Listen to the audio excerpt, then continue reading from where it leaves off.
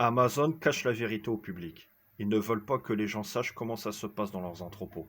C'est grâce aux anciens salariés comme moi qui ont eu le courage de prendre la parole que des langues se sont déliées. On dit souvent que vous êtes exploité et qu'il n'y a aucun avantage à travailler chez Amazon. De la part d'un grand patron qui veut faire oublier que dans sa boîte, on maltraite, on pressurise, puis on jette des salariés épuisés. Alors comment on le sait tout ça? Grâce aux employés eux-mêmes qui se mettent régulièrement en grève partout en Europe depuis un moment.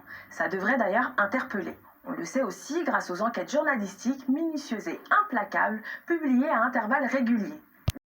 Mais tout n'est pas rose. Depuis quelques années apparaissent des témoignages d'employés qui se plaignent de conditions de travail inhumaines. Et tout ça en Europe, juste sous notre nez. Et des entrepôts qui font bien souvent la taille de plusieurs terrains de football et vous obtenez des journées de travail longues et éreintantes. On parle d'environ 20 km de marche par jour pour les pickers. C'est ça la stratégie d'Amazon. Pousser à fond ses employés quelques mois et les virer quand ils n'en peuvent plus pour apporter du sang neuf. Exactement comme on presserait une orange de tout son. La promesse d'un contrat à durée indéterminée une fois le contrat de base très instable terminé.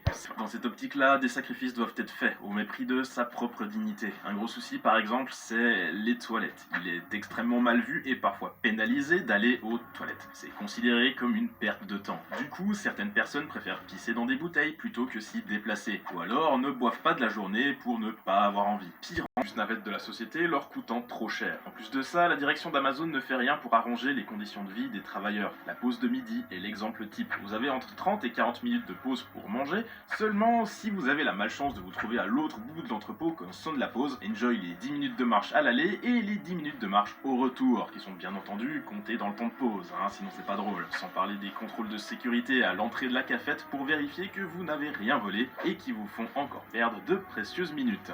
Cependant, malgré les clauses de confidentialité que signent les employés, les langues commencent à se délier et de nouveaux scandales éclatent tout le temps. À l'entrepôt de Montélimar, en France, où en hiver 2011, les employés mouraient de froid et étaient obligés de travailler avec des parkas, des gants et des bonnets. 12 hommes ont dû faire grève pour que la direction allume enfin le chauffage. Vous vous rendez qu'on n'a même pas parlé des livreurs à l'autre bout de la chaîne qui sont tenus par des impératifs de temps similaires. Là aussi, parfois obligés de pisser dans des bouteilles pour ne pas avoir à s'arrêter en route, voire même aller jusqu'à déféquer dans leur propre vanne pour ne pas devoir faire de pause toilette. Alors on aime bien se moquer des chronopostes et autres services de livraison pour la face où des informations sur le fonctionnement d'Amazon sont publiques grâce au travail de Jean-Baptiste Mallet, qui s'est fait passer pour un employé dans un entrepôt d'Amazon français. Fort de son expérience, il a écrit un livre sur les conditions de travail dans la société. Livre que l'on peut trouver sur Amazon. La boucle est bouclée.